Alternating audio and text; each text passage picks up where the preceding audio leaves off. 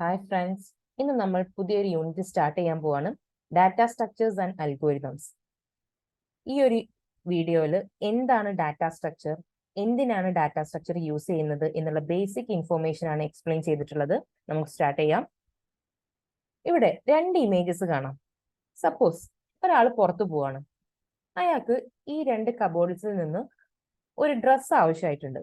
ഏത് കബോർഡിൽ നിന്നായിരിക്കും അയാൾക്ക് പെട്ടെന്ന് ആ ഡ്രസ്സ് ആക്സസ് ചെയ്യാനായിട്ട് സാധിക്കുന്നുണ്ടായിരിക്കുക? തീർച്ചയായിട്ടും സെക്കൻഡ് വൺ അല്ലേ? അപ്പൊ ഈ രണ്ട് ഇമേജ് നിങ്ങൾക്ക് കമ്പയർ ചെയ്ത് കഴിഞ്ഞാൽ മനസ്സിലാക്കാൻ സാധിക്കും. ഈ രണ്ടാമത്തെ ഇമേജ് അല്ലെങ്കിൽ രണ്ടാമത്തെ കബോർഡാണ് കുറച്ചുകൂടെ ഓർഗനൈസ്ഡ് ആയിട്ട് കീപ്പ് ചെയ്തിട്ടുള്ളത്. ഓർഗനൈസ്ഡ് ആയിട്ട് കീപ്പ് ചെയ്തുകൊണ്ട് തന്നെ നമുക്ക് ആവശ്യമുള്ള ഡ്രസ്സ് അതിൽ നിന്ന് പെട്ടെന്ന് കണ്ടെത്താനായിട്ട് സാധിക്കും.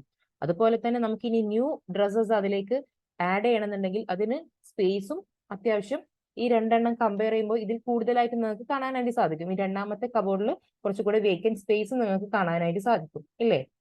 സോ ഇങ്ങനെ ഒരു ഓർഗനൈസ്ഡ് വേയിൽ നമ്മൾ നമ്മുടെ തിങ്സ് എല്ലാം കീപ്പ് ചെയ്യാണ് എന്നുണ്ടെങ്കിൽ നമുക്ക് കിട്ടുന്ന അഡ്വാൻറ്റേജസ് എന്ന് പറയുന്നത് എന്തൊക്കെയാണ്? നമുക്ക് പെട്ടെന്ന് ഒരു ഡ്രസ്സ് അല്ലെങ്കിൽ പെട്ടെന്ന് നമ്മുടെ തിങ്സ് ഐഡന്റിഫൈ ചെയ്യാനായിട്ട് സാധിക്കും. അതുപോലെ തന്നെ ചില ഓപ്പറേഷൻസ്, ഇപ്പോൾ പുതിയതായിട്ട് ഏതെങ്കിലും ഡ്രസ്സ് നമുക്ക് അതിലേക്ക് ആഡ് ചെയ്യണം എന്നുണ്ടെങ്കിൽ അതിനെല്ലാം നമുക്ക് എന്ത് ചെയ്യാം, അതിനുള്ള സ്പേസ് എല്ലാം അതിൽ ചെക്ക് ചെയ്യാനായിട്ടും സ്പേസ് ഉണ്ടെങ്കിൽ പുതുതായിട്ട് അതിലേക്ക് ആഡ് ചെയ്യാനായിട്ടൊക്കെ സാധിക്കും, ഇല്ലേ? അതിന് ഒരുപാട് അഡ്വാൻറ്റേജസ് ഉണ്ട്. നമ്മളിങ്ങനെ നമ്മുടെ തിങ്സ് എല്ലാം ഒരു പ്രോപ്പർ വേയിൽ കീപ്പ് ചെയ്യാണ് എന്നുണ്ടെങ്കിൽ. ഈ സെയിം കൺസെപ്റ്റ് തന്നെയാണ് നമ്മൾ കമ്പ്യൂട്ടർ മെമ്മറിയിലും യൂസ് ചെയ്യുന്നത്. കമ്പ്യൂട്ടർ മെമ്മറിയിൽ നമ്മുടെ ഡാറ്റ കളക്ട് ചെയ്ത് അത് ഒരു ഓർഡറിൽ അല്ലെങ്കിൽ ഒരു ഓർഗനൈസ്ഡ് വേയിൽ കീപ്പ് ചെയ്യാൻ വേണ്ടി നമ്മൾ യൂസ് ചെയ്യുന്ന സ്ട്രക്ചേഴ്സിനെയാണ് നമ്മൾ ഡാറ്റ സ്ട്രക്ചർ എന്ന് പറയുന്നത്. കൺസെപ്റ്റ് ക്ലിയർ ആയിട്ടുണ്ടാവും എന്ന് വിശ്വസിക്കുന്നു. നമ്മുടെ കമ്പ്യൂട്ടർ മെമ്മറിയിൽ ഡാറ്റ ഇങ്ങനെ സ്കാറ്റേർഡ് ആയിട്ട് കിടക്കാണ്ട് അതിനൊരു പ്രോപ്പർ വേയിൽ ഓർഗനൈസ് ചെയ്ത് വെക്കുന്നതിനാണ് നമ്മൾ ഡാറ്റ സ്ട്രക്ചേഴ്സ് യൂസ് ചെയ്യുന്നത്. ഓക്കെ, അപ്പോൾ എന്തിനാണ് നമ്മൾ ഡാറ്റ സ്ട്രക്ചേഴ്സ് യൂസ് ചെയ്യുന്നത് എന്നുള്ളത് നമുക്ക് മനസ്സിലായിട്ടുണ്ടാവും എന്ന് വിശ്വസിക്കുന്നു. അല്ലെങ്കിൽ എന്താണ് ഡാറ്റ സ്ട്രക്ചേഴ്സ് എന്നുള്ളത് മനസ്സിലായിട്ടുണ്ടാവും എന്ന് വിശ്വസിക്കുന്നു. ഇനി different types of data structures ഉണ്ട്, ഇല്ലേ? നമ്മളിപ്പോൾ ഒരു ഡാറ്റ ഒരു J = 5, ജെനെ നമ്മൾ ഈ ഇൻഡിജർ ഡാറ്റ ടൈപ്പ് ആയിട്ട് ഡിഫൈൻ ചെയ്തു എന്ന് വിചാരിക്കുക. അപ്പോൾ അതൊരു ഇൻഡിജർ ഡാറ്റ ടൈപ്പ് ആണ്.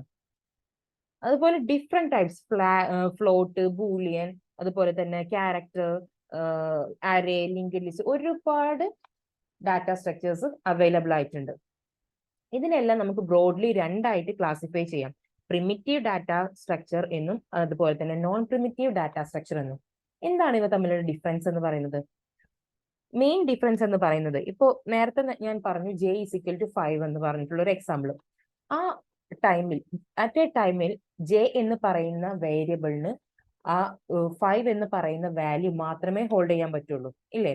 J = 5, 6, 7, 8 എന്ന് പറഞ്ഞിട്ട് ഒരു സെറ്റ് ഓഫ് വാല്യൂ നമുക്ക് ജെക്ക് ഡിഫൈൻ ചെയ്ത് കൊടുക്കാനായിട്ട് സാധിക്കുമോ? ഇല്ല. ജെക്ക് അറ്റ് എ ടൈം ഒരൊറ്റ വാല്യൂ മാത്രമേ ഹോൾഡ് ചെയ്യാനായിട്ട് സാധിക്കുള്ളൂ. കാരണം J എന്ന് പറയുന്നത് എന്താണ്? ഒരു ഇൻഡിജർ ഡാറ്റ ടൈപ്പ് ആണ്. അപ്പോൾ അറ്റ് എ ടൈം ഒരു വാല്യൂ മാത്രം ഹോൾഡ് ചെയ്യാൻ പറ്റുന്ന അല്ലെങ്കിൽ ഒരു വാല്യൂ, ഒരു സിംഗിൾ വാല്യൂ മാത്രം സ്റ്റോർ ചെയ്യാൻ പറ്റുന്ന ടൈപ്പ് ഡാറ്റ ടൈപ്പിനെയാണ് നമ്മൾ എന്ത് പറയുന്നത്? പ്രിമിറ്റീവ് ഡാറ്റ സ്ട്രക്ചർ എന്ന് പറയുന്നത്. എന്നാൽ at A time A set of value അല്ലെങ്കിൽ മൾട്ടിപ്പിൾ വാല്യൂസിനെ ഹോൾഡ് ചെയ്യാൻ പറ്റുന്ന ഡാറ്റ സ്ട്രക്ചേഴ്സിനെയാണ് നമ്മൾ നോൺ പ്രിമിറ്റീവ് ഡാറ്റ സ്ട്രക്ചേഴ്സ് എന്ന് പറയുന്നത്.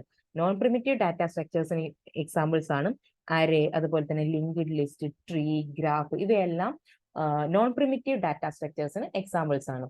അപ്പം എന്താണ് ഡാറ്റ സ്ട്രക്ചർ, അതിന്റെ ഡിഫറെന്റ് ടൈപ്സ് ഏതൊക്കെയാണ് എന്നുള്ള കാര്യങ്ങൾ ക്ലിയർ ആയിട്ടുണ്ടാവും എന്ന് വിശ്വസിക്കുന്നു. ഇനി വരുന്ന നമ്മുടെ വീഡിയോസിൽ നോൺ പ്രിമിറ്റീവ് ഡാറ്റ സ്ട്രക്ചേഴ്സിനെ കുറിച്ചിട്ടാണ് നമ്മൾ എക്സ്പ്ലെയിൻ ചെയ്യുന്നത്. നോൺ പ്രിമിറ്റീവ് ഡാറ്റ ടൈപ്സിനെ തന്നെ നമ്മൾ വീണ്ടും ചില ക്യാരക്ടറിസ്റ്റിക്സിന്റെ ബേസ് ചെയ്തിട്ട് വീണ്ടും നമ്മൾ ഫർദർ ക്ലാസിഫൈ ചെയ്തിട്ടുണ്ട്. അതിന് എക്സാമ്പിൾസ് ആണ് linear and non linear classification, homogeneous and non homogeneous classification, അതുപോലെ തന്നെ സ്റ്റാറ്റിക് ഓർ ഡൈനാമിക് ക്ലാസിഫിക്കേഷൻ. ഇങ്ങനെ ഡിഫറെന്റ് ടൈപ്സ് ആയിട്ട് നമുക്ക് വീണ്ടും നോൺ പ്രിമിറ്റീവ് ഡാറ്റ സ്ട്രക്ചേഴ്സിനെ ക്ലാസിഫൈ ചെയ്യാനായിട്ട് സാധിക്കും.